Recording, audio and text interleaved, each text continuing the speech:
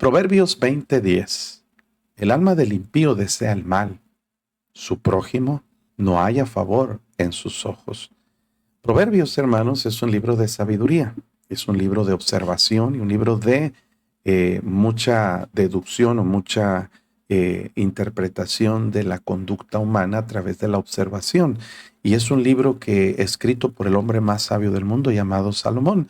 Y se dice aquí en este versículo, inspirado por Dios, hermanos, que la raíz de la persona que es impía, que hace cosas malas, está en el corazón.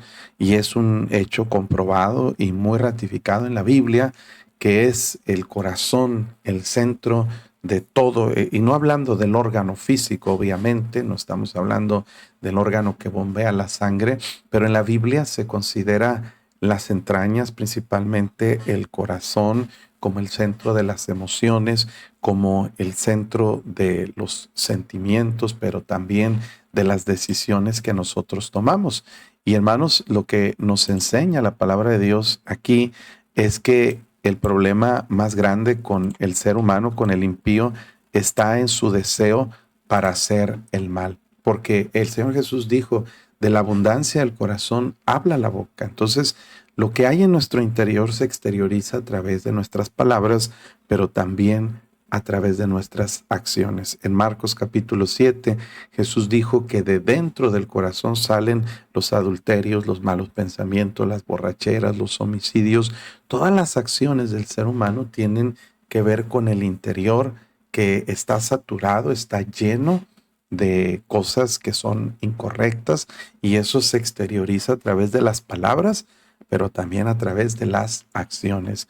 Por eso la palabra de Dios nos advierte, ¿verdad?, mucho sobre el asunto de los deseos, porque es algo, hermanos, que debemos aprender a controlar y aprender a discernir, porque desde que tenemos una naturaleza pecaminosa, hermanos, los deseos se vuelven un enemigo peligroso. La palabra de Dios nos dice en Gálatas capítulo 5, déjenme lo encuentro aquí, versículo 17 dice, en versículo 16, andad en el Espíritu y no satisfagáis los deseos de la carne. Y nos dice la evidente lucha que hay entre las dos naturalezas interiores del ser humano. El deseo de la carne, nuestra naturaleza antigua, vieja, es en contra el espíritu con mayúsculas, el Espíritu Santo, y el deseo del Espíritu Santo es en contra, gracias, de la carne, y estos se oponen. El término es que están luchando constantemente entre sí para que no hagamos lo que nosotros queremos. Entonces, nos dice claramente hacia dónde nos impulsa el deseo, porque realmente, hermanos, todos tenemos una naturaleza que está impregnada, contaminada. No hay tal cosa como una depravación total del ser humano en el aspecto de que desde nacimiento traemos el pecado original y por lo tanto es culpa de Adán y culpa de la naturaleza humana que nosotros pecamos. Es involuntario, no. Es una decisión consciente que nosotros tomamos. Cuando un ser humano nace en este mundo, hermano, nace sin pecado, nace en inocencia. Yo sé que es un concepto contrario al que se nos ha enseñado desde hace mucho, pero es una doctrina, una doctrina enseñada por Agustín de Hipona en el catolicismo, que se ha impregnado en la doctrina reformada de los calvinistas, y muchos bautistas por ignorancia han imitado estas doctrinas que son reformadas o calvinistas o católicas al final de cuentas, porque la Iglesia Católica enseña sobre el pecado original, enseña que ese pecado es heredado al ser humano y por lo tanto debe ser, para salvarse un niño, debe ser quitado el pecado original, y se hace a través del bautismo. Esa es la doctrina que se ha tenido que edificar mentira sobre mentira para poder defenderla y poder argumentar los sacramentos, de los cuales pues obviamente sostienen gran parte de sus ingresos iglesias como las iglesias católicas. Pero estudiando bíblicamente, Romanos 5:12 dice que el pecado entró al mundo por un hombre, por Adán, y luego dice por el pecado la muerte. Y luego nos dice que la muerte, no el pecado, pasó a todos los hombres por cuanto todos pecaron. Cuando nacemos con una naturaleza, una genética mortal. Eso sí es cierto. Nacemos con una herencia, con una naturaleza que tiene una vida limitada, la naturaleza de que vamos a morir. Pero nacemos en inocencia, crecemos, aprendemos lo bueno y lo malo y vamos pecando, hermanos, y adquiriendo conocimientos de lo malo y vamos tomando decisiones hacia lo malo. Es muy fácil enamorarse del pecado. Y la carne nos va guiando, hermanos, hacia cosas como el adulterio, la fornicación, la inmundicia, lascivia, idolatrías, hechicerías, enemistades, pleitos, celos, iras, contiendas, disensiones, herejías, homicidios, borracheras, orgías y cosas semejantes a estas. Note, hermano, es muy fácil para alguien conocer y enamorarse del pecado. Así como la comida que nos hace daño, la más dañina, la más destructiva para el cuerpo humano, es la más deliciosa. Miren, las grasas y los polisaturados y las comidas transgénicas y todo ese tipo de sustancias que envenenan, contaminan, las azúcares, cómo causan deleite las azúcares en el refresco y en el pan, en las harinas. Todo eso, hermanos, es muy atractivo al cuerpo humano, muy delicioso al paladar, muy adictivo, pero es destructivo, igual que el pecado. Entonces el problema está en que el alma del impío desea el mal. Nuestra carne, hermanos, cuando ha probado el pecado, se le llama concupiscencia a esos recuerdos, esos deseos que hay en nosotros, esas pasiones que nos mueven hacia el pecado. Por eso Dios dice en Romanos 13:14 que la única manera de contrarrestar los deseos de la carne es no proveer. Dice, vestíos del Señor Jesucristo y no proveáis para los deseos de la carne. Y eso es algo importante, hermanos. Dice, como dice este versículo, que los deseos de la carne son contra el espíritu. Entonces, hermanos, tenemos que aprender a luchar. El versículo 24. Por los que son de Cristo han crucificado la carne con sus pasiones y deseos. Efesios también menciona sobre eso. Mire, 2:3, entre los cuales dice, Él os dio vida a vosotros cuando estabais muertos en vuestros delitos y pecados, en los cuales anduvisteis en otro tiempo, siguiendo la corriente de este mundo, conforme al príncipe, la potestad del aire, el espíritu que ahora opera en los hijos de desobediencia, entre los cuales también todos nosotros vivimos en otro tiempo, en los deseos de la carne. Mucho se habla sobre este asunto, ¿verdad? En versículo 4:22 dice, en cuanto a la pasada manera de vivir, despojados del viejo hombre que está viciado conforme a los deseos engañosos y renovados en el espíritu de vuestra mente y vestidos en el nuevo hombre creado según Dios en la justicia y santidad de la verdad. Entonces, el asunto está que los deseos están en nosotros. Desde que experimentamos el pecado por primera vez, mire, hay cosas que no hemos experimentado y no tenemos deseo de hacerlas, ¿verdad que no? Por ejemplo, yo nunca he tomado, nunca me he emborrachado, embriagado, nunca me he drogado, ¿no? Entonces, desde que yo no conozco esas sustancias que son sustancias alucinógenas o sustancias consideradas como drogas o estupefacientes, yo no tengo ningún deseo para emborracharme. No me llama la atención la cerveza, el vino, el cigarro, la marihuana, no me llaman a mí la atención. ¿No? ¿Por qué? Porque nunca lo he probado, nunca he experimentado esas cosas. Pero hay otras cosas que sí he probado, que sí he conocido. Y obviamente, pues todos tenemos cosas que hemos hecho que no son buenas, que no son agradables ante los ojos de Dios. Y nuestra mente experimenta la sensación y el placer carnal, porque es una naturaleza que va hacia la carne, que implica eso, hermanos, esa satisfacción que produce la concupiscencia o el deseo de hacer cosas que van en contra de la voluntad de Dios. Y es ahí la lucha entre un creyente, entre su naturaleza carnal y su naturaleza espiritual, porque no se trata de prohibiciones o restricciones religiosas, se trata de un proceso en el cual crecemos espiritualmente para mitigar los deseos de la carne y de alguna forma fortalecer los deseos del espíritu. Y eso es el concepto que en Gálatas se menciona andad en el Espíritu y no en la carne. Una persona puede andar viviendo su vida en el Espíritu o en la carne. Todo este concepto pues es difícil de asimilar para alguien que no es cristiano. Es difícil de asimilar para alguien que no tiene el Espíritu Santo, pero porque las verdades que son del Espíritu, las verdades espirituales, dice la Biblia que el hombre natural no percibe las cosas que son del Espíritu de Dios porque no las puede entender, porque se han de discernir espiritualmente y para él son locura. Claro que alguien va a decir esto es un montón de barbaridades, de tonteras y no le va a gustar escuchar esto, pero los que tenemos al Espíritu Santo podemos comprender estas verdades y saber, hermano, que el problema está ahí, en nuestros deseos. El problema de un impío está en que desea el mal.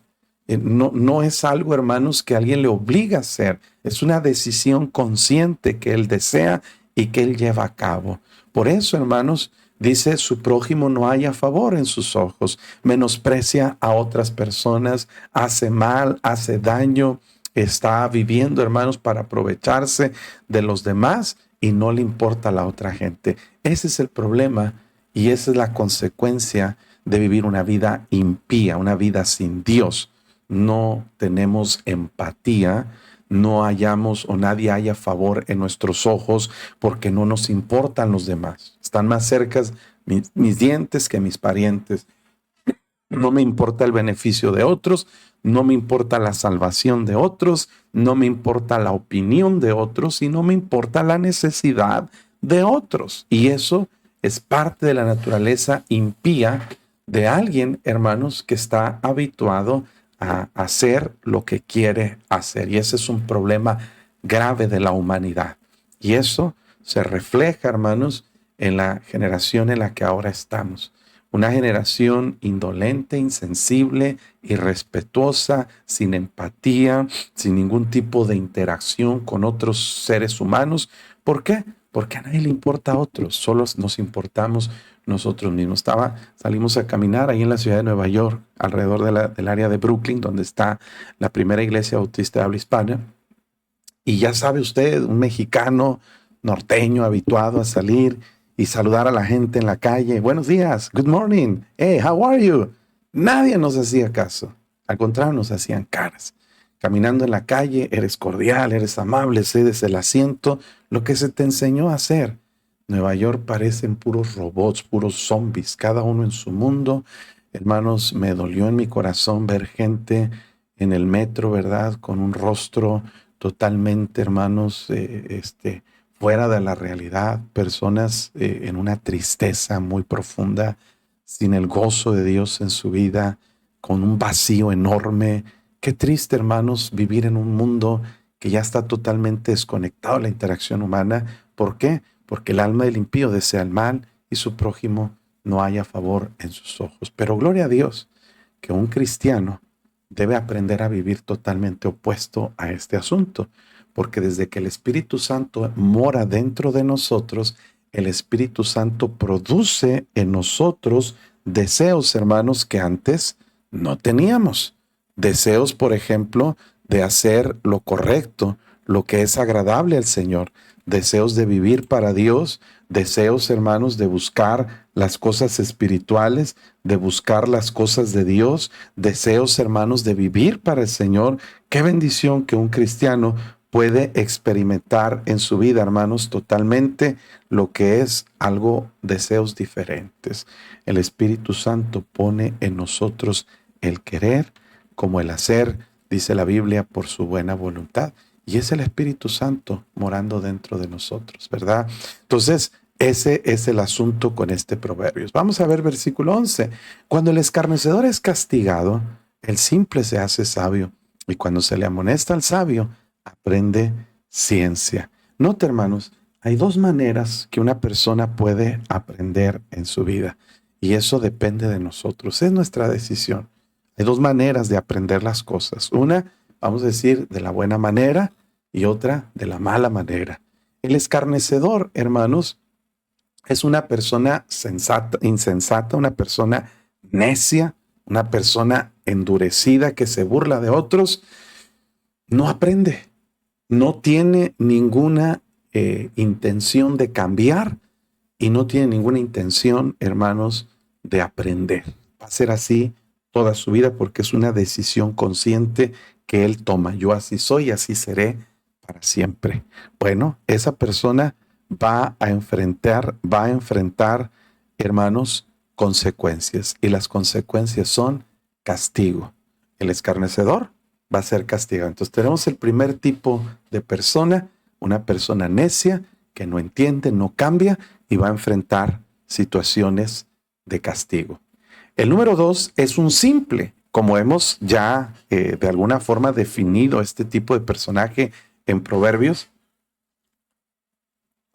un personaje abstracto, un personaje, un concepto o una manera como se define a una persona simple, es alguien que es influenciable.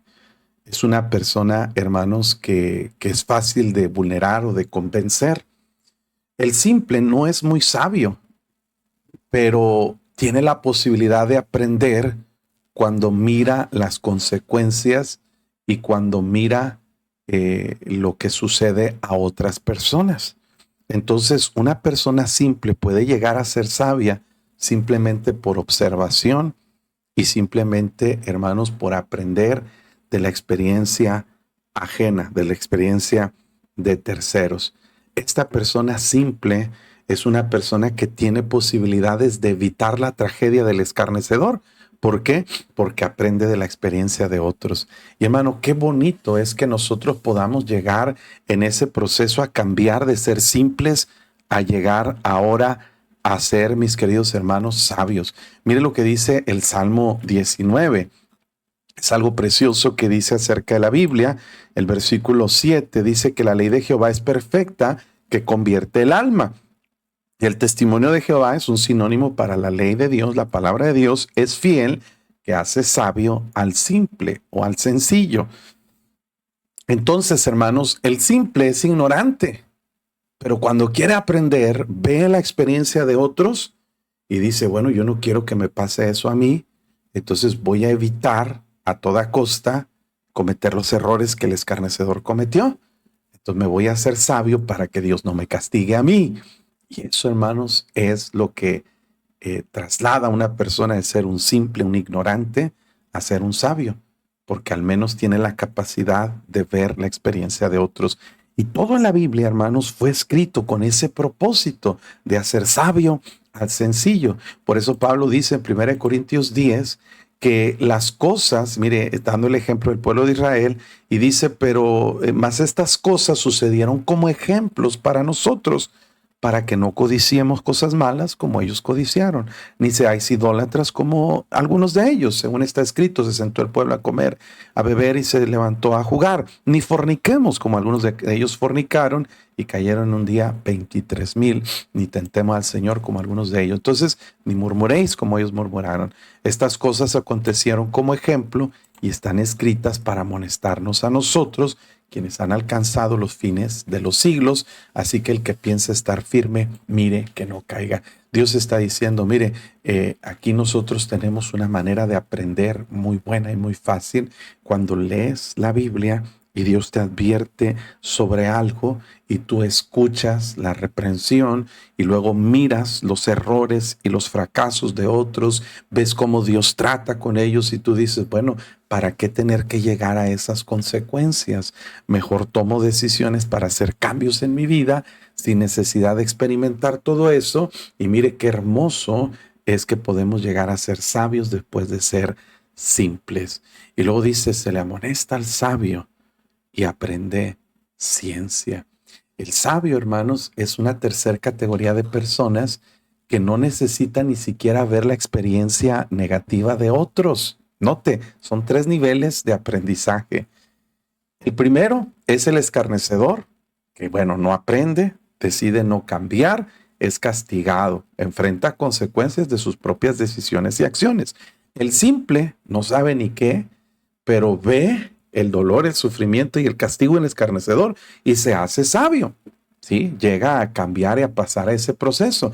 Pero el sabio no necesita ni ver el castigo del escarnecedor, simplemente con escuchar y recibir amonestación, aprende ciencia. Yo no necesito ver ejemplos, ni experiencias, ni testimonios de personas quebrantadas, lastimadas, heridas por el pecado.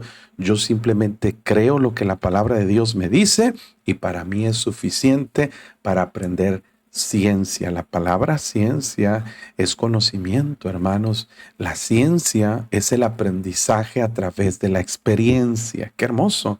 La experiencia no es por los errores que cometemos, es por las amonestaciones que escuchamos. Qué tremendo, hermanos, la sabiduría de Dios. Porque el mundo dice, no, pues tienes que probar, tienes que experimentar y equivocarte para aprender. Eso es lo más necio que alguien puede decir.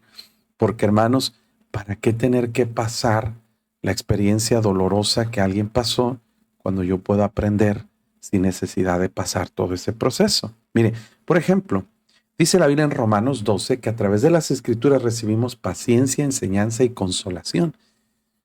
¿Cómo podemos recibir paciencia? La paciencia se recibe bíblicamente de una manera, pasando por pruebas, pasando por sufrimiento. Entonces, mi capacidad de aguantar, de soportar el peso, es a través de cargar el peso y aguantarlo.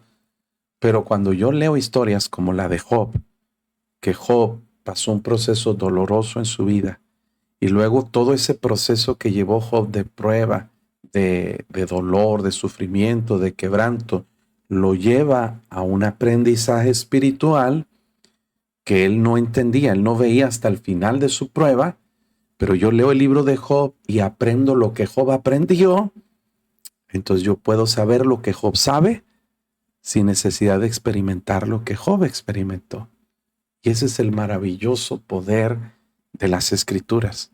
Entonces yo puedo aprender por experiencia propia, sufriendo, cometiendo errores, malas decisiones y enfrentando consecuencias de mis hechos, o puedo aprender de la experiencia de otros, o puedo aprender directamente de la palabra de Dios. ¿Entiende la diferencia, hermano? Creo que me quiero explicar bien.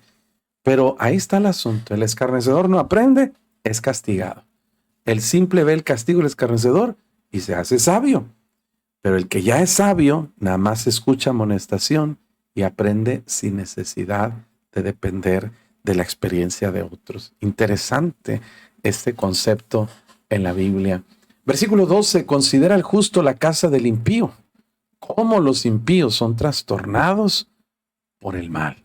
Y aquí, hermanos, habla de una fe, habla de una confianza que el justo tiene. Recuerde, nadie es justo, todos somos pecadores, ¿verdad que sí? Eso es una realidad.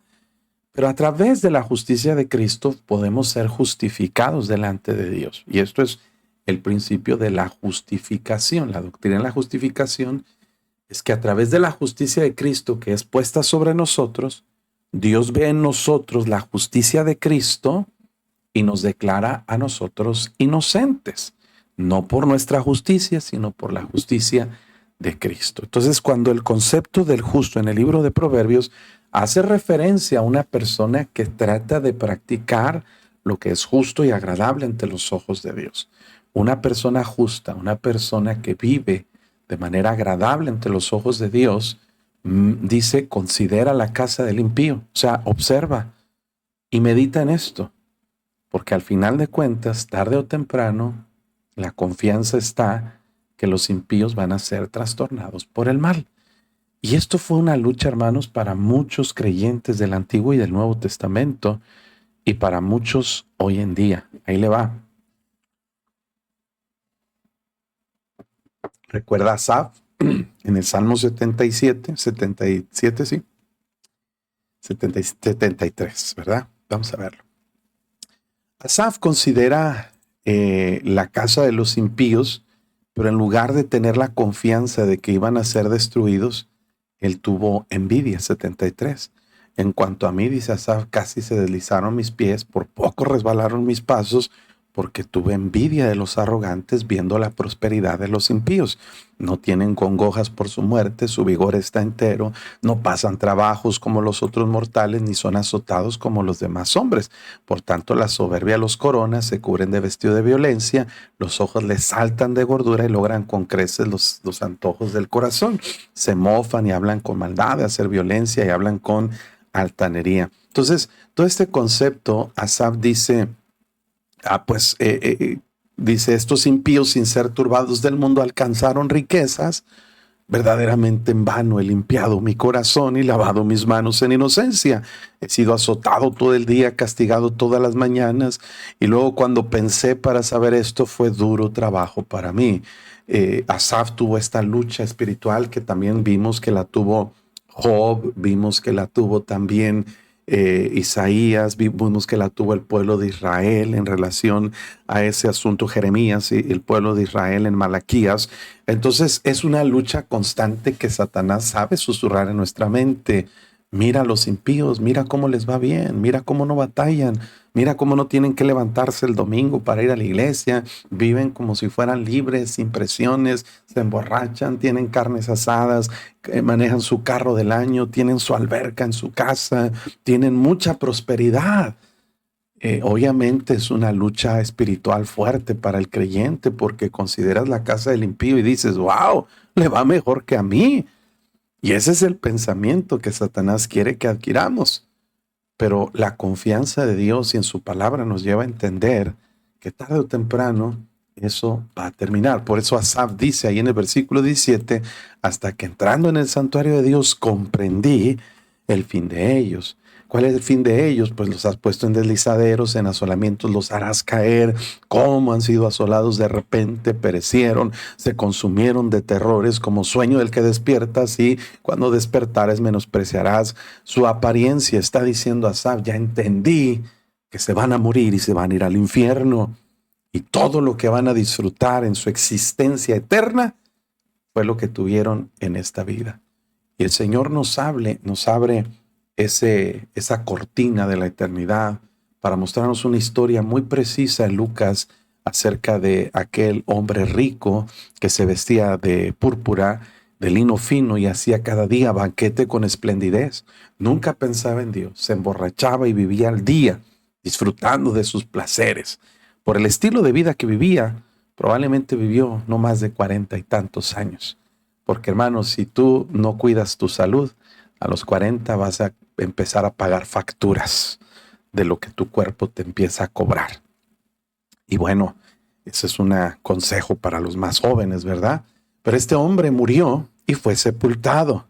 Todas sus riquezas se quedaron. Todas sus deleites y su ropa y su comida quedó ahí. Ahora este hombre rico estaba clamando, Padre Abraham, ten misericordia de mí, envía a Lázaro que moje la punta de su dedo en agua y refresque mi lengua, porque estoy atormentado en esta llama. Entonces el pensar, el sentir de este hombre rico ahora era miseria, dolor, sufrimiento. Y hermanos, mire, ese hombre rico vivió 40, póngale 50 años con lujos, comodidades, ostentosidades y placeres.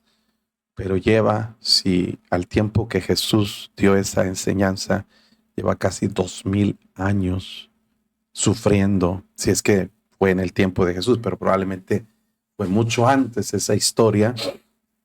Y bueno, hermanos, esa historia no es una parábola y no tiene nada que ver con un mito o una parábola o una historia de Parmayán que fue inventada por unos judíos en el año 50 después de Cristo, después del ministerio de Cristo. Nada que ver con eso. Pero bueno, porque es lo que argumentan los testigos de Jehová para decir que esta era una fábula que se contaba entre los judíos, pero fue después. Bueno, el asunto es, hermanos, que este hombre rico lleva más de 2000 años sufriendo.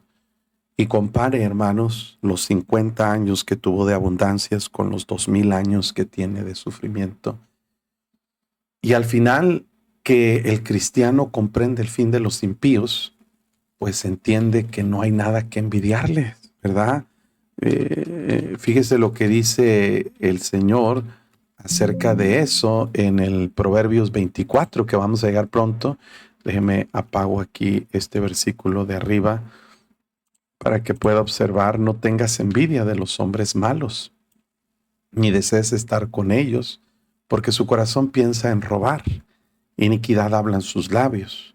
Entonces dice, no les tengas envidia, no tienes nada que desear de ellos, porque ellos realmente, hermano, van a enfrentar sus consecuencias. Dice, no te impacientes a causa de los malignos, ni tengas envidia de los que hacen iniquidad, porque como hierba serán pronto cortados, y como la hierba verde se secarán. Confía en Jehová, haz el bien, y habitarás en la tierra, y te apacentarás de la verdad. Entonces, este proverbio nos enseña la confianza de que vale la pena vivir por el Señor.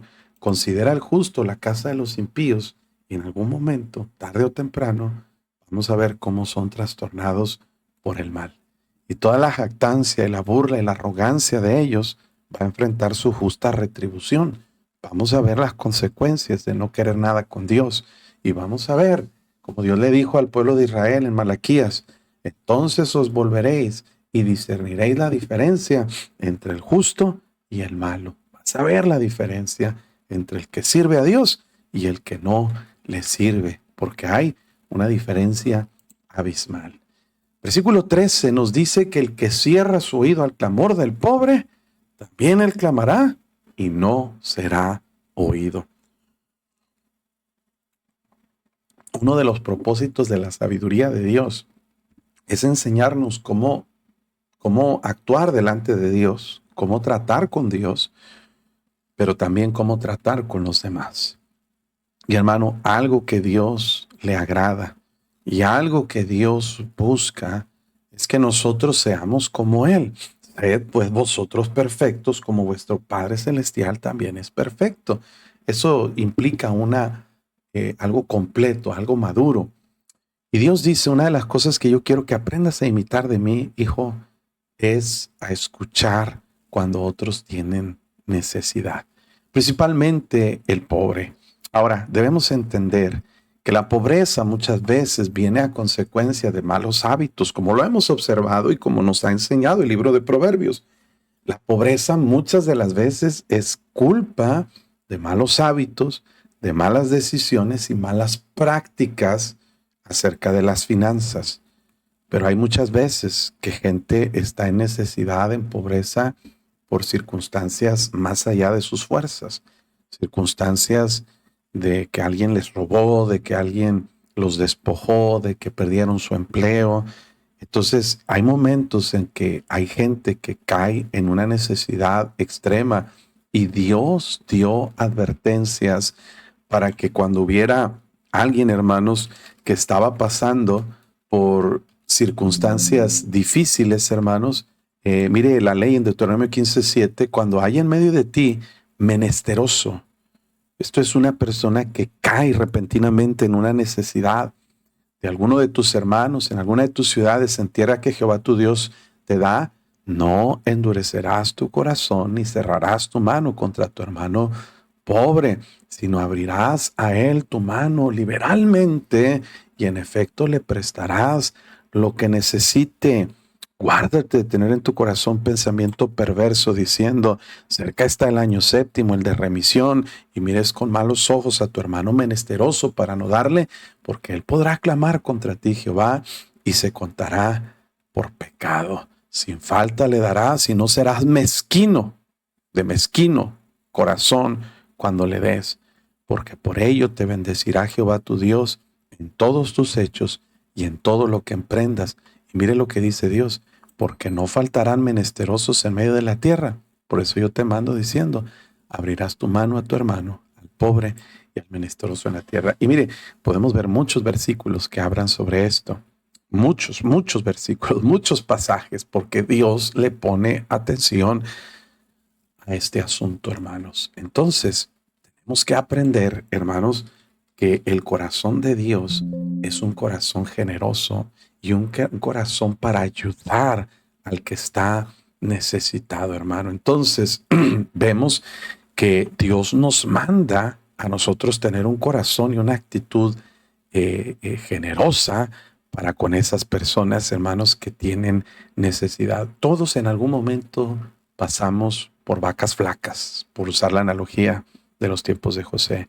Todos en algún momento pasamos por una situación en la que llegamos a tener una mala decisión, mala experiencia, un problema de salud, un problema legal, un problema laboral, hermanos, y esas consecuencias lamentablemente pues nos hacen ponernos en situaciones de pobreza, de necesidad.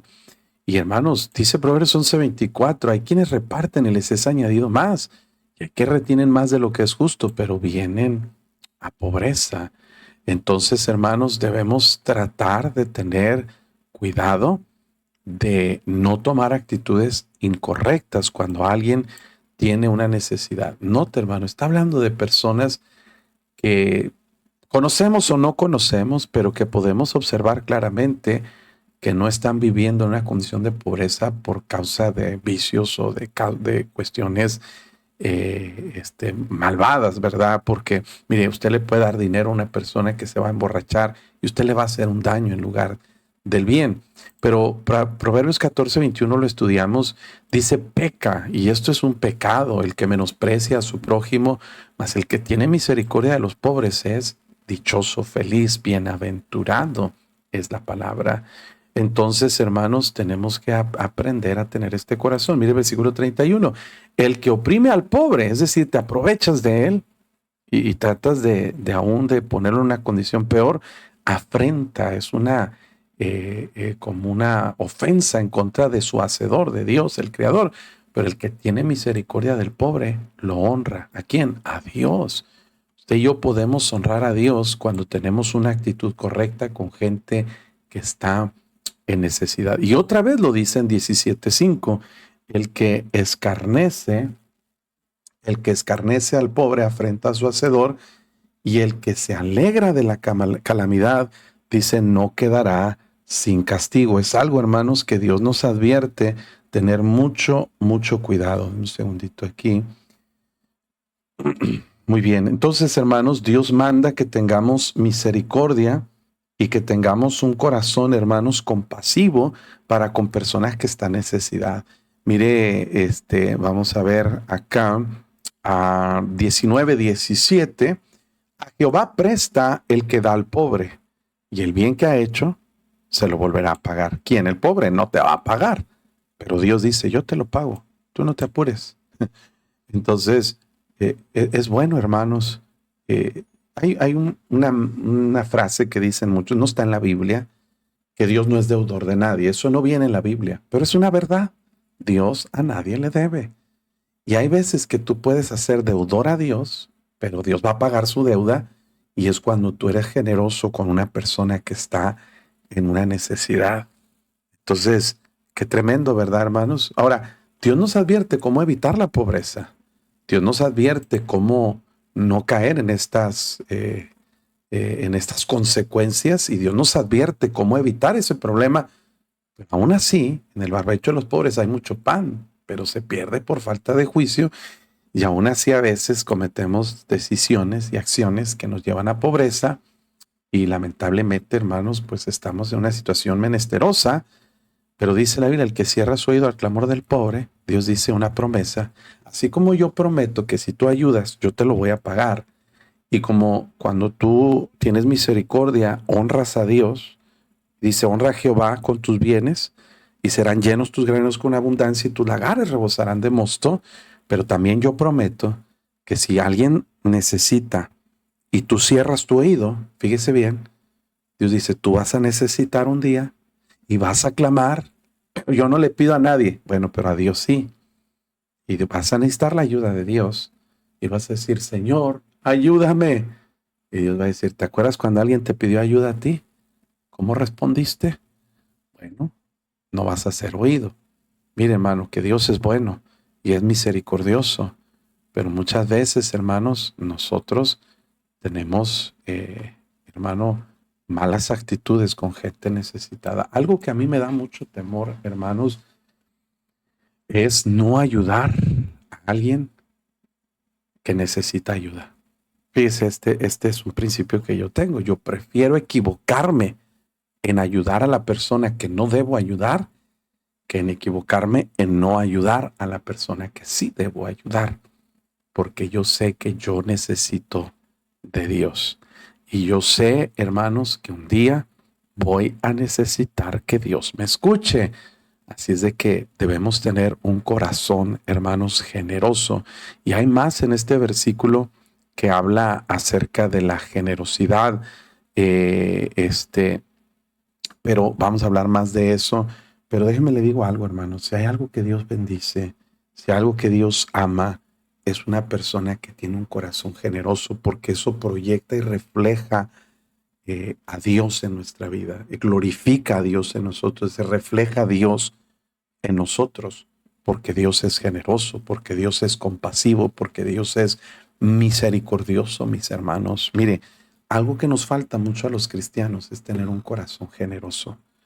Una cosa es que nosotros, hermanos, paguemos nuestros diezmos. Ah, es que yo sí doy mi diezmo. No, no lo das, lo pagas porque le pertenece al Señor.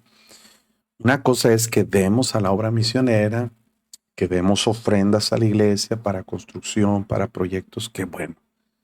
Pero aparte de todo eso, hermanos, recuerde que había 3 diezmos en el Antiguo Testamento, y uno de los diezmos se daba cada 3 años, y hay mucha gente que se confunde con esto.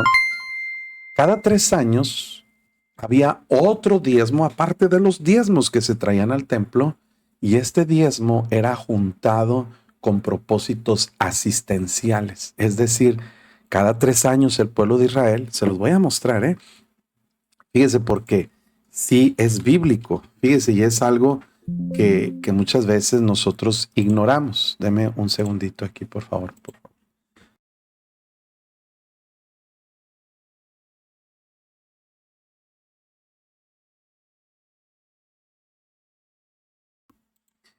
Bien.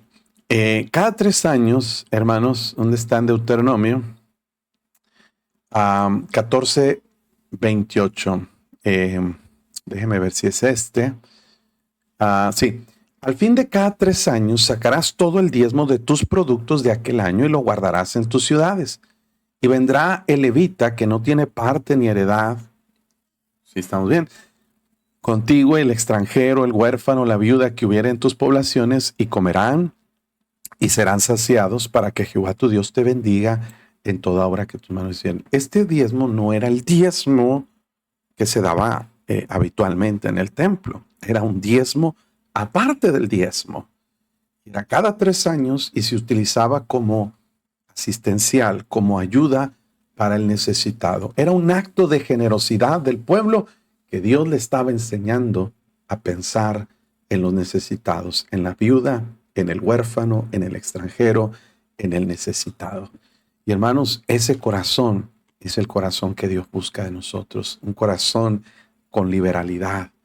Mire, hermano, yo le voy a decir algo, y no es jactancia, Dios lo sabe, pero todos los días yo le pido a Dios, permíteme abrir mis ojos a una necesidad que yo pueda suplir. Y yo estoy constantemente con mi mirada puesta, ¿cómo puedo ayudar a alguien? Mire, hermano, como pastor recibo muchos mensajes, increíble cantidad, se los puedo mostrar, de mensajes que recibo de personas, de misioneros, pastores y gente que trabaja en el ministerio, pidiéndonos ayuda, pidiéndonos ofrenda. Y Dios sabe, hermanos, mi corazón se quebranta, porque yo quisiera tener millones para repartir y darle a cada uno.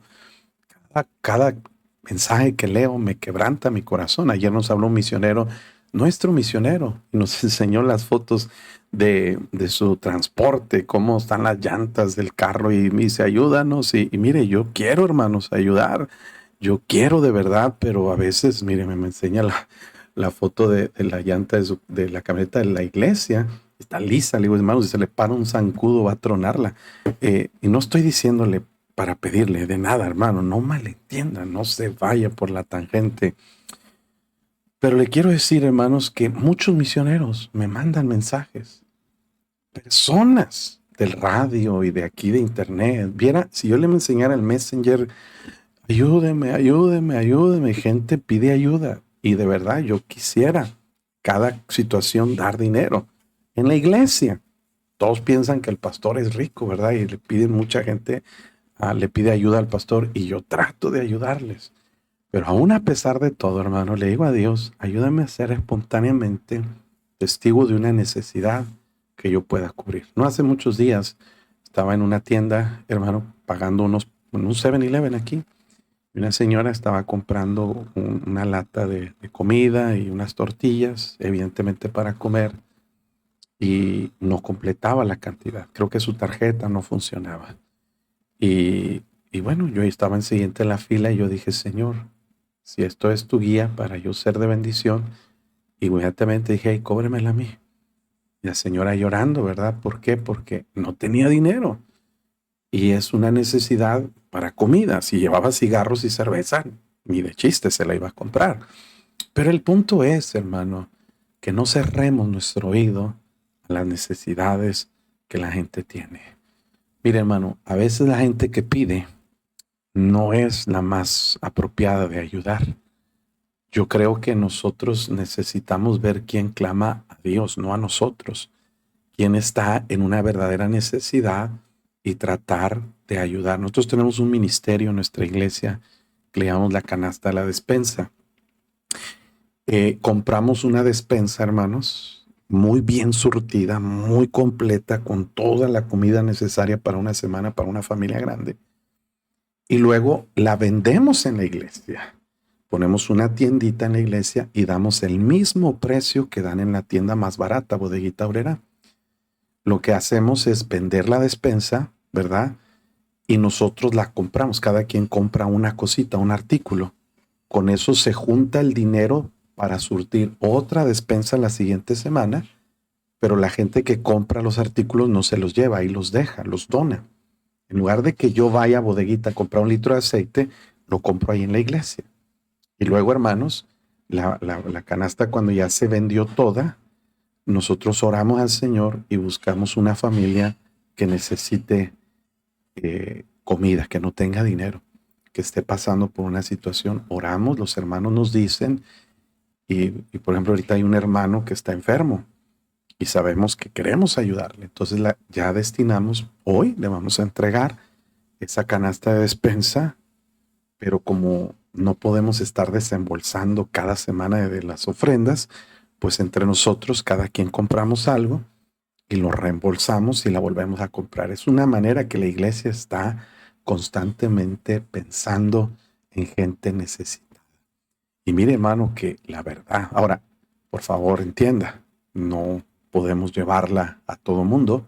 Gente que asiste a la iglesia y que está pasando por necesidad. Aún visitantes lo hemos hecho y es porque queremos tener esa bendición de parte de Dios. Un día vamos a necesitar nosotros y lo que sembramos vamos a cosechar. Este versículo, hermanos, voy a mencionarlo porque es muy práctico. Versículo 14, la dádiva en secreto calma el furor y el don en el seno la fuerte ira. Es una realidad que Salomón observa de la conducta humana. Gente se enoja y a veces gente se llena de ira y desea hacer mal a otra persona. Y hay maneras en la Biblia cómo puedes tú influir en el estado de ánimo de una persona que está enojada. Hay principios que la Biblia enseña que pueden ayudar cómo controlar la ira de otros. Por ejemplo, en Proverbios capítulo 15, versículo 1, Proverbios 15:1 dice que la blanda respuesta quita la ira, mas la palabra áspera hace subir el furor. Ese es un principio que por lo general funciona. Lo voy a ver aquí el versículo 1, es donde está. La blanda respuesta quita la ira, mas la palabra áspera hace subir el furor. Está comprobadísimo, hermano. Una persona enojada empieza a levantar la voz, empieza a hablar con aspereza, empieza a provocar pleitos. Y cuando tú le contestas a la persona de manera sensata, blanda, no estoy hablando de una manera como sometimiento, sino como una manera de paz, de tranquilidad.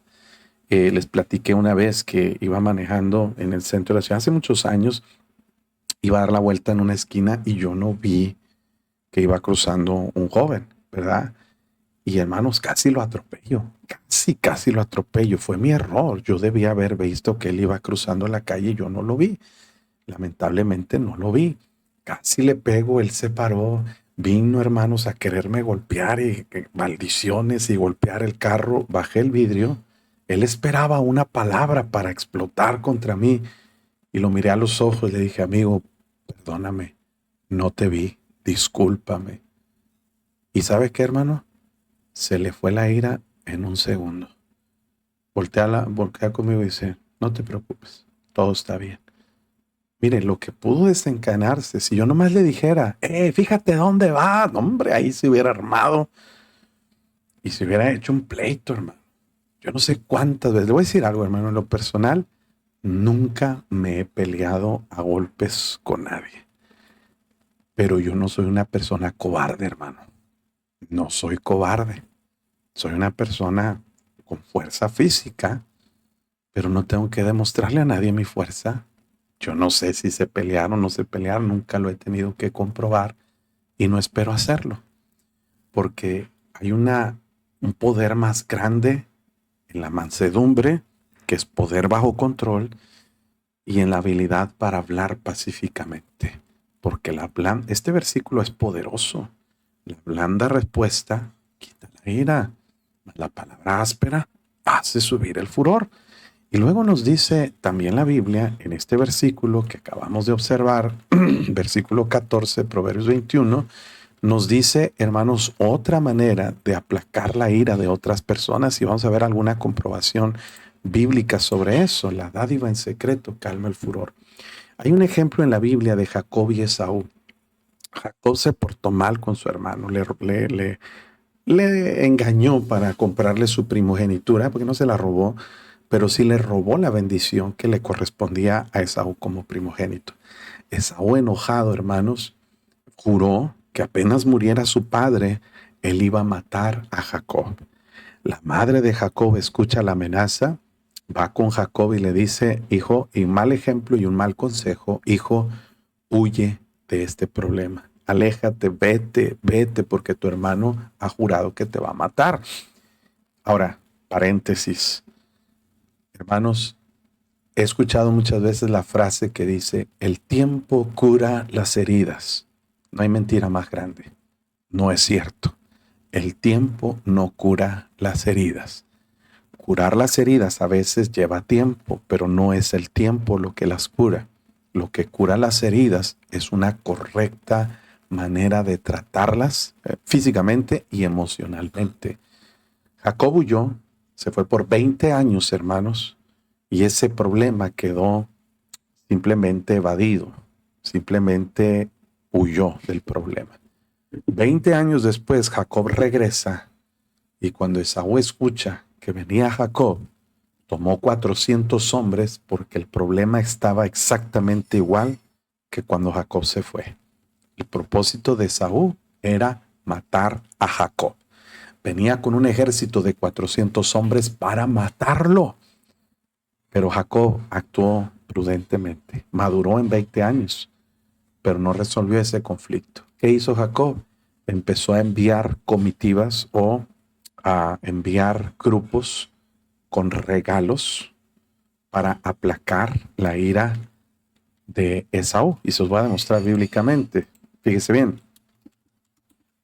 Ahí vamos en Génesis 33, 8. Y Esaú dijo, ¿qué te propones con estos grupos que he encontrado? Eran grupos con ganado que estaba mandando Jacob. Y Jacob respondió, hallar gracia en los ojos de mi Señor.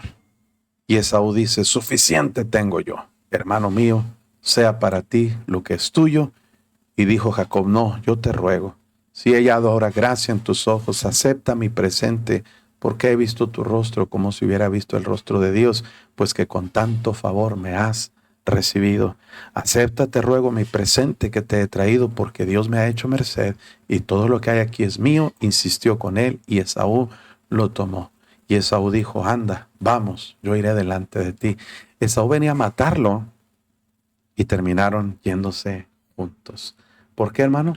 Un regalo.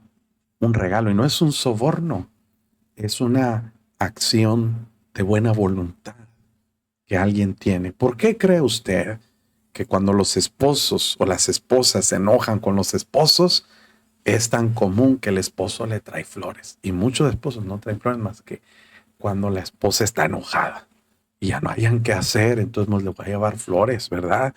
Y bueno, ¿por qué son tan útiles, prácticas y tan funcionales las flores? Porque este versículo es verdad, la dádiva en secreto calma el furor y el don en el seno está hablando de algo escondido, de algo espontáneo, de algo que es inesperado, calma la fuerte ira. Hermano, cuando alguien se enoje con usted, trate de hacer varias cosas. Número uno, no responda agresivamente. No se envuelva en un pleito. Deje la contienda, como hemos visto mucho en Proverbios. Número dos, trate de regresar un bien por el mal que le han hecho.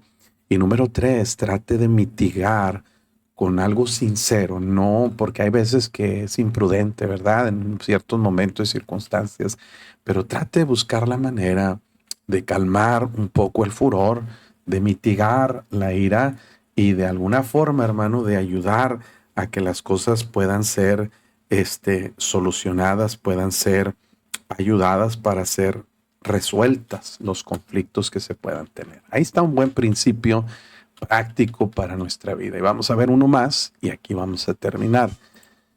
Alegría es para el justo el hacer juicio, más destrucción a los que hacen iniquidad. Ahí está, hermanos. Hay consecuencias de cada una de nuestras acciones. La salvación es por gracia de Dios, pero lo que hacemos va a traer repercusiones. Cuando tú haces el justo juicio, es decir, lo que es correcto, lo que es agradable, lo que es honesto, lo que es ante los ojos de Dios aceptable, bueno, ¿qué voy a ganar? ¿Qué voy a obtener? Sí, hay recompensas, pero la recompensa más grande es la satisfacción de hacer lo correcto. Yo creo con todo mi corazón que cuando alguien aprende a hacer el justo juicio, hacer el juicio o hacer lo que es recto, hermano, es tu mayor satisfacción, saber que haces lo correcto, vivir con una conciencia limpia, tranquila y con un corazón limpio, hermanos. Pero el problema es que los que hacen iniquidad no viven alegres, no viven tranquilos, no viven felices y por el contrario, enfrentan graves consecuencias de su manera de vivir. Enfrentan incluso destrucción. ¿Por qué? Porque la destrucción, obviamente hay una condenación, un juicio que Dios traerá por el pecado. Y bueno, hermanos, es un juicio y un castigo eterno, una destrucción total y absoluta. Entonces, hermanos, este versículo nos ayuda a entender que vale la pena hacer lo que es justo, hacer el juicio, hacer lo recto, vivir de acuerdo a principios bíblicos, porque eso es alegría y gozo para nosotros, hermanos. Es una gran bendición como Dios promete que Dios nos va a bendecir y nos va a traer alegría al corazón. ¿Por qué, hermano? Porque hay felicidad, hay gozo en ser obedientes a Dios. Fíjense, hermanos, Dios nos da esa alegría. En Salmo 4:7 dice, tú diste alegría a mi corazón, mayor que la de ellos cuando abundaba su grano y su mosto. Y luego dice, en paz me acostaré y asimismo dormiré, porque solo tú, Jehová, me haces vivir confiado. Estaba David viviendo los tiempos más angustiosos de persecución en su vida. Pero David dice, mira, aún en estos momentos tú me has dado alegría y me has dado paz para irme a dormir con tranquilidad. ¿Por qué? Porque tengo la satisfacción de que hice lo correcto. Salmo 21:6 dice, los has bendecido y los llenaste de alegría con tu presencia. Saber que haces lo correcto y que Dios se agrada de ti es la alegría más grande que una persona puede enfrentar. Y bueno, puedo ver muchos versículos, hay 95 versículos que hacen referencia a cómo Dios alegra nuestra vida, como Dios es nuestra alegría. Mire Salmo 43:4. Entraré al altar de Dios, el Dios de mi alegría y de mi gozo, y te alabaré con arpa, oh Jehová Dios mío. ¿Por qué te abates, alma mía? ¿Por qué te turbas dentro de mí? Espera en Dios, porque aún he de alabarle. El mundo trata de encontrar su alegría en las cosas materiales. Se compran carros, casas, lujos y ostentosidades, hermanos, pero no encuentran alegría en ellos, solamente encuentran un vacío grande. El hombre trata de hallar alegría en el pecado, en la inmoralidad, en los placeres, pero no la halla, porque la verdadera alegría y gozo viene de Dios y de vivir como Él quiere que nosotros vivamos. Hasta aquí vamos a llegar con la meditación de este día, hermanos.